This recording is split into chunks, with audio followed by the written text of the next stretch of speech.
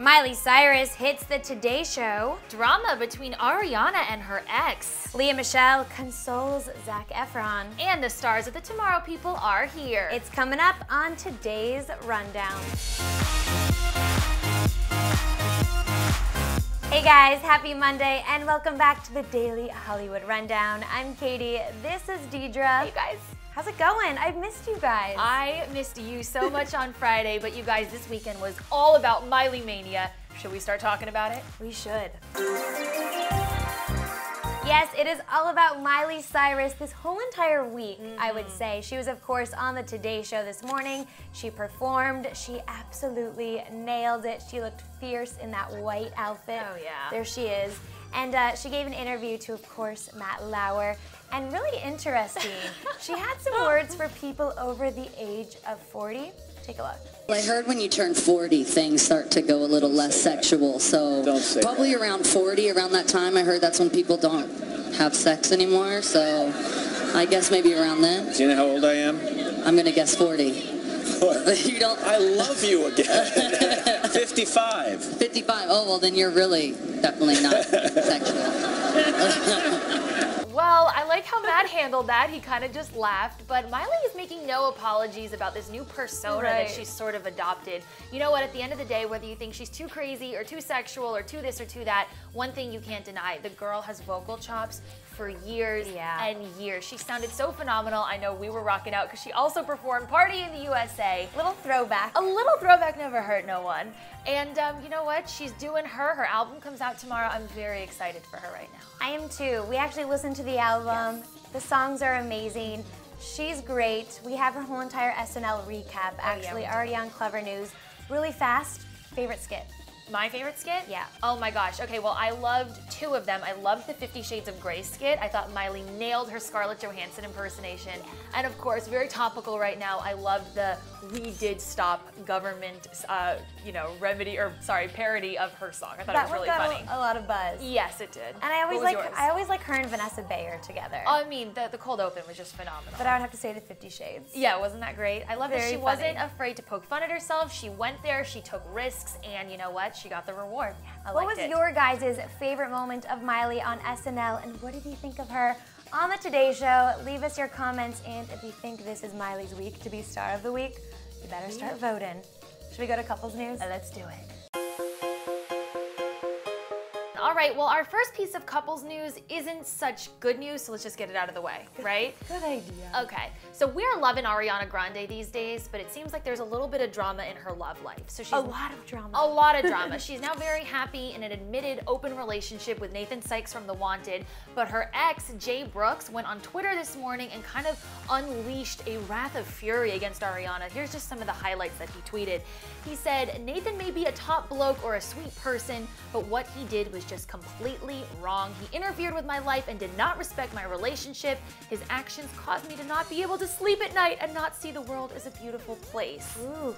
That's really, really awful. And then did you see what Ariana responded to all of that? I did. I thought it was interesting, though, before we get to that, that Jay put this out in the open and really did put her on blast. And he said, "Nathan, if you are reading this, I hope that you know when you're holding her hand that you're holding my world." I thought that was hit me in the heart right there. But then she claimed this morning that this was nothing but a publicity stunt. Yeah. And she warned all those ladies out there not to listen to men who devalue you. Absolutely. Respect yourselves, ladies. So, now, I think the truth probably lies somewhere in the middle. Obviously, there's bad blood on both ends of the spectrum. All I can say is that I think they're both talented, and I hope Ariana and Nathan are happy together. And I don't know. I don't like cheating accusations and whatnot. It makes me feel icky. I know. Should we speaking of The Wanted, yes. Because Max George, of course, also in The Wanted, is having a lot more luck with his love life. You could say that. Yes. He and Nina Agdal, who is beyond gorgeous, you guys. She's a model, Sports Illustrated, girlfriend. I mean, hello. Flawless. They're going strong. Yes, they are. Very strong. She was sick over the weekend, and the gentleman that he is, he brought her all this medicine, honey, and I don't know if there was like Theraflu in there or something. It looked like there was a weird ginger root or something. Yeah, just a whole plethora of items to make her feel better. And then he sort of joked around and posted a photo of her sleeping onto his Twitter account and said, "Oh, she's so happy to see me this morning." Clearly not that happy. She's sick. We'll give her a break. You know what? He gets the gentleman clap of the day for being good to his lady and for taking care of her when she needed it most. Yes. Now, speaking of being taken care of, it looks like Halle Berry and her husband Olivier Martinez are going to be a bit busier these days. They welcomed their son over the weekend. Halle and Olivier named their son Maceo Robert Martinez, and for those of you who are wondering what Maceo might mean, it means gift of God, and apparently it's a version of either the name Mateo or the name Matthew. Nala, I know her 5-year-old daughter is very excited to have a little brother, so we're very excited for the Martinez family today. Congratulations! Yeah. Well, the world is abuzz with glee this week because it's, of course, the Cory Monteith tribute episode, which is airing on Thursday. But Look magazine claims that Glee star, Lea Michele, has actually reached out to Zac Efron to offer her support, her well wishes, to let him know, you know what, I don't want to see you end up like Cory did, so I'm here. I would love it if we could maybe talk on a weekly basis. I'm available by phone, I'm available by email. Whatever you maybe need. You want to do some yoga?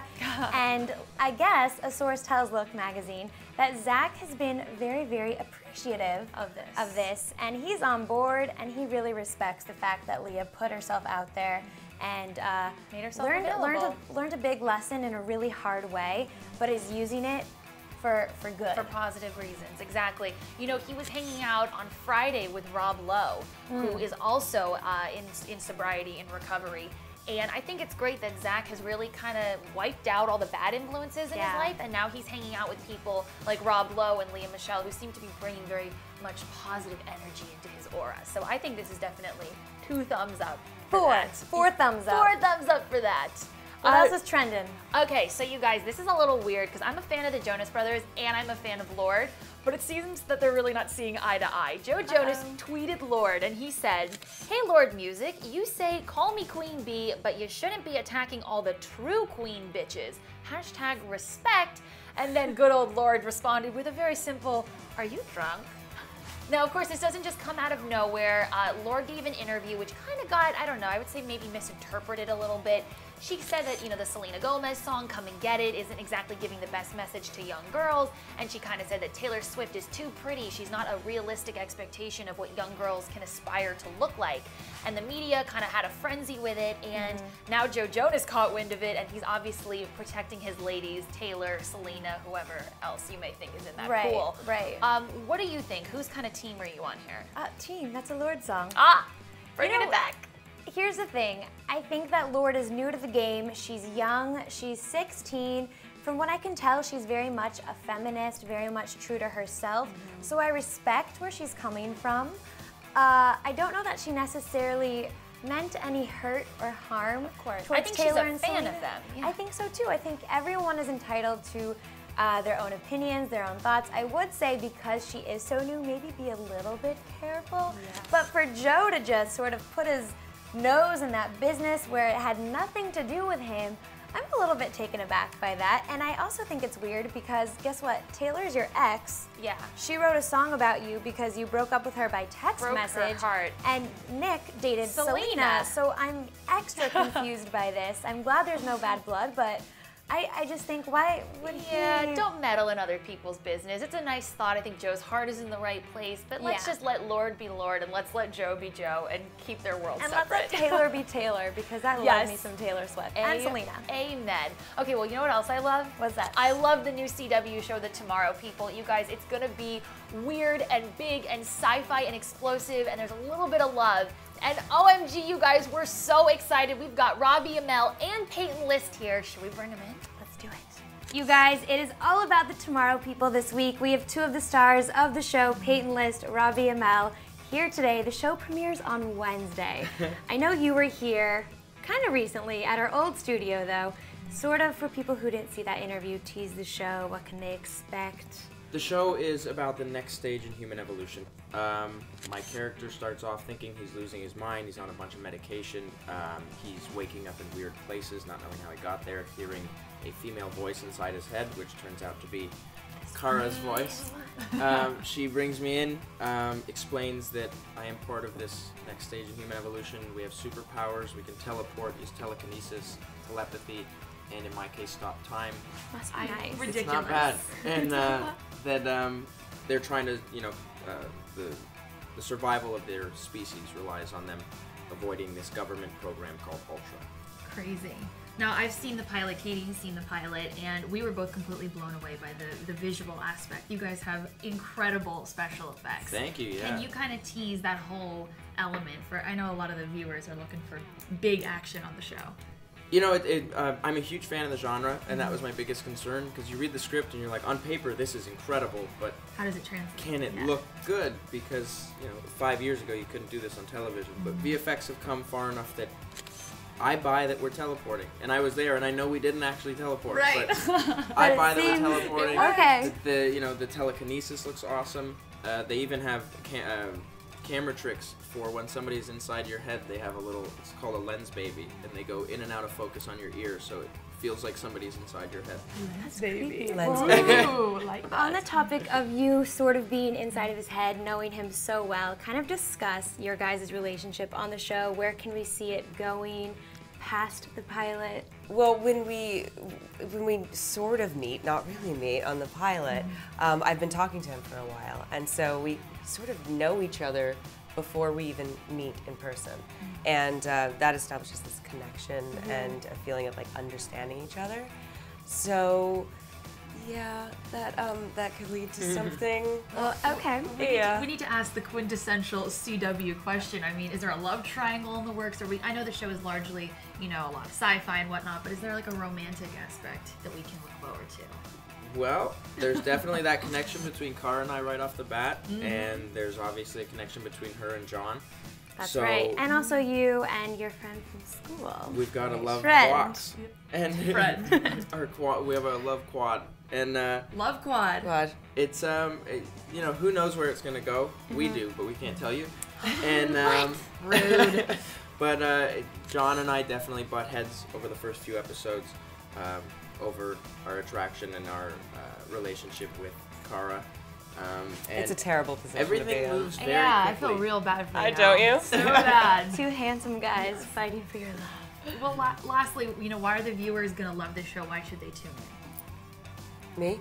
Go for it. I think. I'll add anything if I want Well, to. when we keep saying the visual effects, it's so exciting to see the teleporting, and the fight sequences are really intricate. We have so many people in our fight scenes, and we're doing it on a very large scale. And I think it's a very fast-paced story. Right. It moves really quickly, and I think that what I've been told from people who have seen the pilot, what they like the best is sort of the unpredictability of it. It's not exactly what you expect it to be. So I would agree with that. yeah. There are so many. In episode 3, my jaw was on the floor at one moment, like 3/4 of the way through episode 3. So the twists keep coming episode after episode after episode. Right. So Okay. it managed just even shock you. Oh, I was yeah. blown away. I like Oh that. yeah. We're excited. Well, you guys make sure to tune in to the Tomorrow People on the CW this Wednesday, right after Arrow. Thank you guys so much for being Thank here. you. We're Thank so you. excited to keep watching the show. It was a big weekend at the Hollywood Bowl here in Los Angeles. John Mayer, of course, took the stage. He is just incredible. Oh, he melted female hearts Yes. all over, Yes, you guys. Katy Perry is a lucky gal. And then last night, the Honda Civic Tour made its stop here in Los Angeles. And Maroon 5 and Kelly Clarkson, they're just amazing. They tore down the house. They did. Incredible. And we were in for a very special treat because Kelly actually performed Moves Like Jagger with Adam Levine and crew. We actually have video of it. Take a look.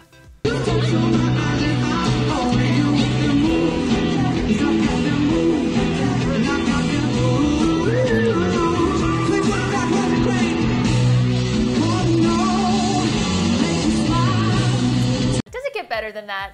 Maybe the only thing doesn't. better than Christina Aguilera is Kelly Clarkson on a track. I like that. Now, speaking of music, you guys, it's Monday. Let's talk about some new releases. Let's get Mystic Kingma in here.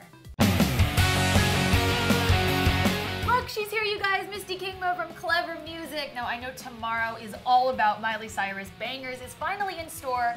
What do you have to say about it? Okay, first of all, it's a little schizophrenic.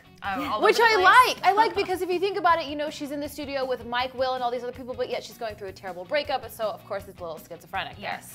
There. And I actually like that about it. I think albums should be diverse. But on the other hand, I don't like that with Bangers, she's relying on all these collaborations. There's a lot of them. There's Big Sean, French Montana, Future, Britney Spears. I kind of felt like there should have been more her. Right. Interesting. Do you think they're good though? Like, do you like SMS? I like SMS. SMS, that's her duet with Britney. Everyone's saying that they're just copying Salt and Peppa's Push It song. That's what everyone's saying. It sounds so familiar. Do you know what song I do like?